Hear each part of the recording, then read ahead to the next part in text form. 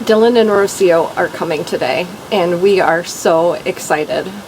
Kirk has pork belly and country style ribs on the smoker right now, so that is going to be supper along with some other nibblies and some broccoli slaw.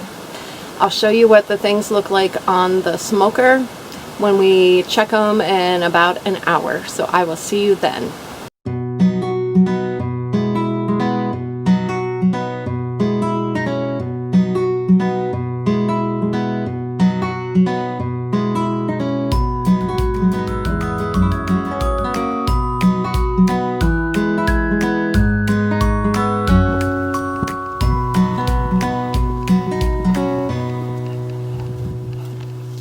Oh, are you coming to my house?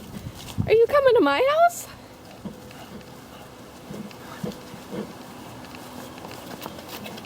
Yes, this is my house. Don't you need to go for a walk? Do you gotta go poopy? Did you tell him you took him? Yes. And he came straight to our house. Oh, are you happy to be home? Are you happy to be home? Oh, you're such a good boy. Dylan and Rocio just left. We had a lovely dinner ready for them. They were definitely ready to eat. So that was nice. And I think we're just gonna chill out for the rest of the evening. We have to give Tammy her fluids, but I think it's gonna be a pretty quiet night. So I'll see you tomorrow.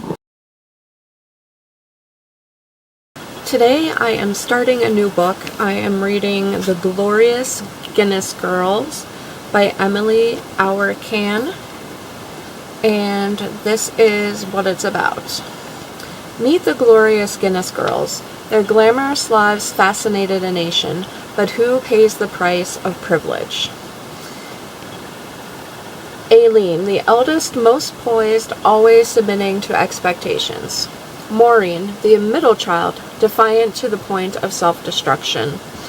And Una, the youngest, trapped by a needy mother. Descendants of the founder of the Guinness Beer Empire, they were the toast of 1920s high society, darlings of the press, with not a care in the world. But Felicity knows better. Sent to live with them as a child because her mother could no longer care for her, she grows up as the sister's companion. Both an outsider and a part of the family, she witnesses the complex lives upstairs and downstairs, sees the compromises and sacrifices beneath the glamorous surface. Then, at a party one summer's evening, something happens that sends shockwaves throughout the entire household. Inspired by a remarkable true story and fascinating real events, The Glorious Guinness Girls is an unforgettable novel about the haves and have-nots, one that will make you ask if where you find yourself is where you truly belong. So I'm excited for this. Again, historical fiction, and I really know nothing about these young women, and I am also fascinated by the 1920s and everything that went on with it. So I'm looking forward to this, and I will let you know what I think as I get through it. Okay, see you later. Kirk has gone to get propane, and while he is doing that, I am going to take care of the flower bed that I put around the tree in our yard. I fill it with impatiens, but it's still too cold, I think, to put plants in, but it's not too cold to take care of this.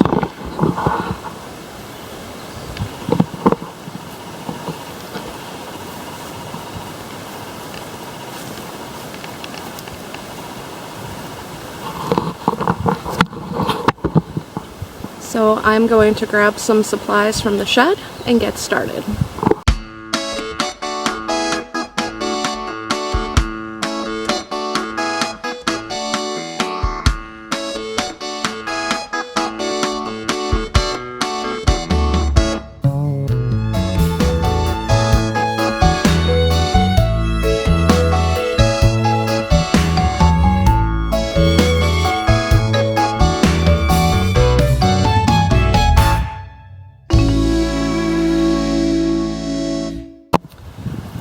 Okay, well, I got the weeds and I'm going to put them into, I have a little composter. I'm not sure how well it works, but I chuck them in there anyway and hope for the best. So this is what it looks like.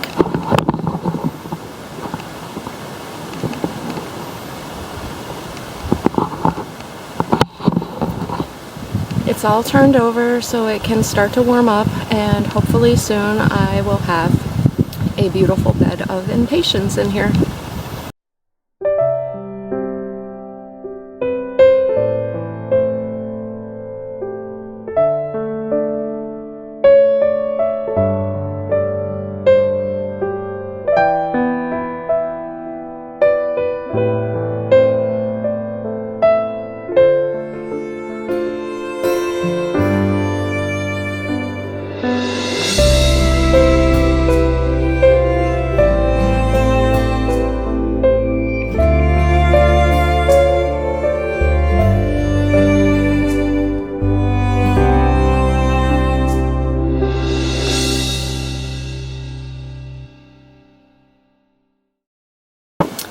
Well, I finished reading The Glorious Guinness Girls, and I have to say it was entertaining, but it wasn't the kind of story that made me want to dig deeper into this some of the subject matter.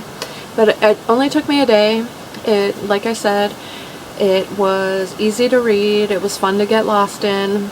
So The Glorious Guinness Girls. There'll be a link in my description box if you want to check out the story of these three young women, specifically in the time frame of the 1920s and everything that went on with them. So yeah, I'll see you later.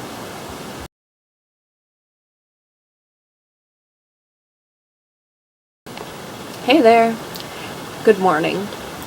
Today I am starting a new book. It is called The Beguiled by Thomas Cullinan. Now this is an older book. It's actually been made into a couple of movies, and I haven't seen either of those movies or read the book yet, so it's called The Beguiled. Alright, the back cover says, "I wouldn't dream of harming your young ladies." At a girls' boarding school in Virginia, the pupils lead sheltered lives.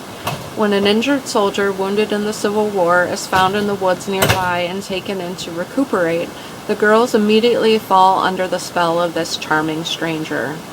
But soon his presence unleashes something dark and dangerous in all of them.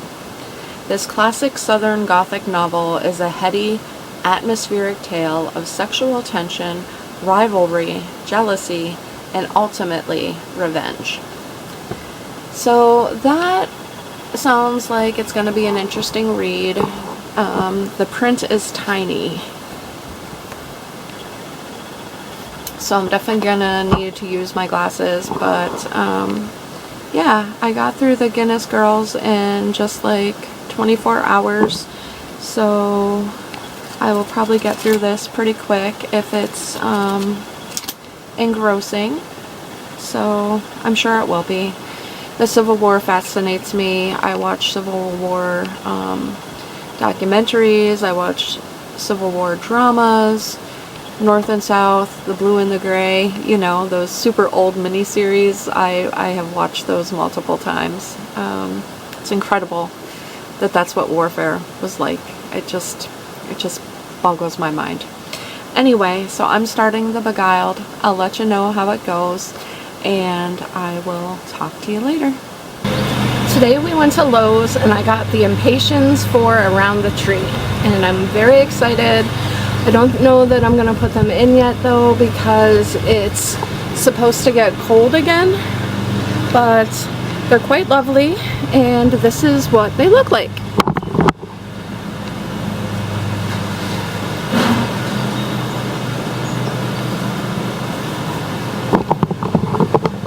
And once I get them around the tree, I'll show you what that looks like.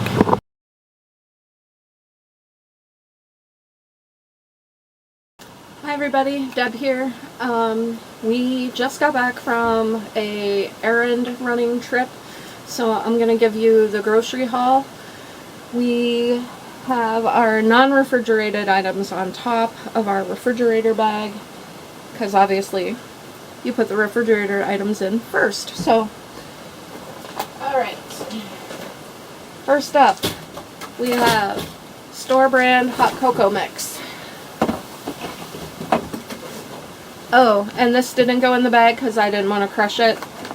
Apple turnovers. How good do those look?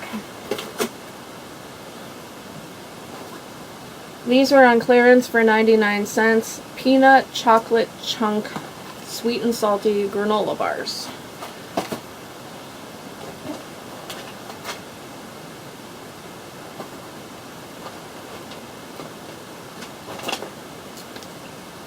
Some coconut water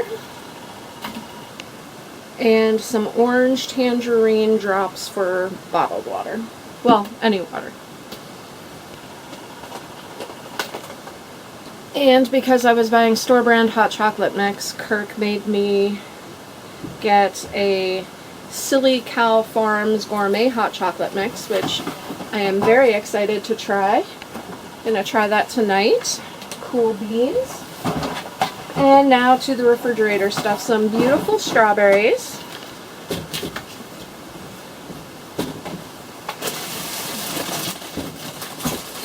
Cocktail shrimp, which is going to be a great snack.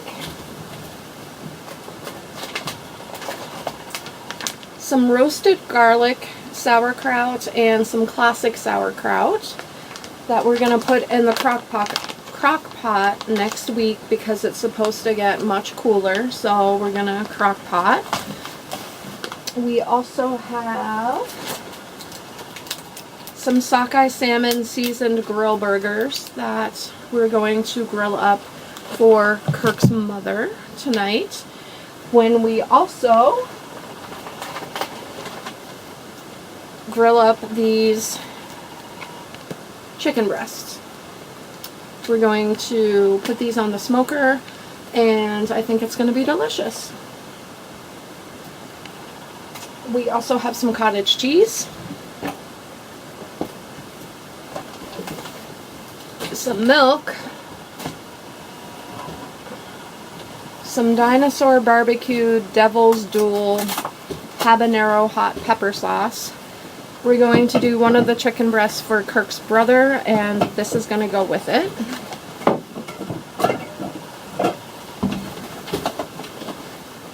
And last but not least, some boneless pork chops. I'm going to put those in the crock pot with the sauerkraut. And we got some soda. It was buy 2 12-packs, get 2 free, so we stocked up. And we spent $130. Holy moly. Okay, I'm going to put all this away, and I'll be back to give you my haul from Dollar General.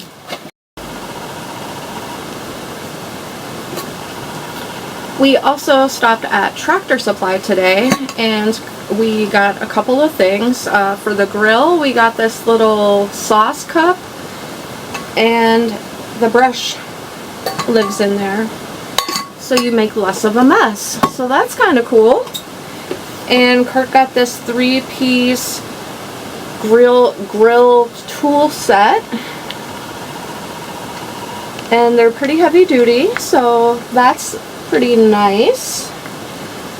And I got a strawberry grow kit in this cute little pot. It comes with everything you need, so I'm gonna try that out.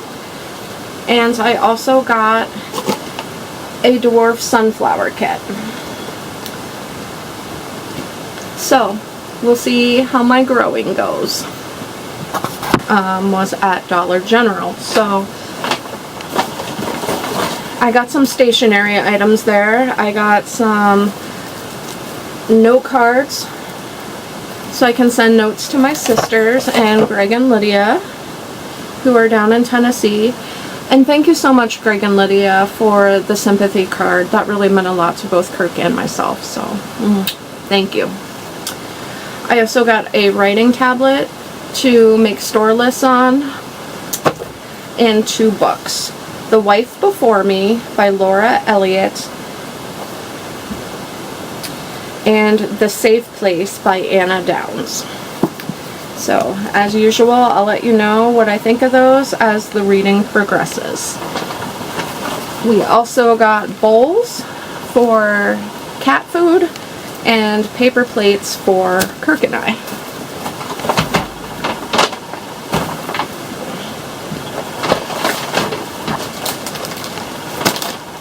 I'm not me if I'm not having Oreos at night, so Oreos.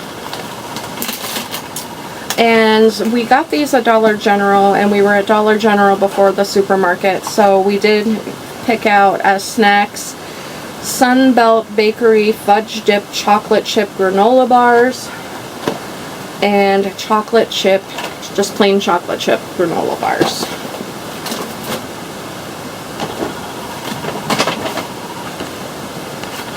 Lighters, Clorox wipes, scrubbing bubbles, and Pringles. So that's the entirety of our shopping today. We spent a lot of money, but you know, it is what it is these days. So I'm gonna put all this away, and I'll let you know what else we get up to on this rainy day. Well, we made it home right before the rain. Lucky for us, because it is pouring, it is thundering, it is lightning. Woo! Okay, I have to say, I finished You Must Remember This. This was such a good book. It was so easy to read. It was so easy to get caught up in. There was a twist towards the end, and I thought that was going to be the twist, but it was not the twist. Oh, I never saw this coming. It was so good. I'm gonna link this into my description box because you have to read this. It was just, I'm so glad I picked it up.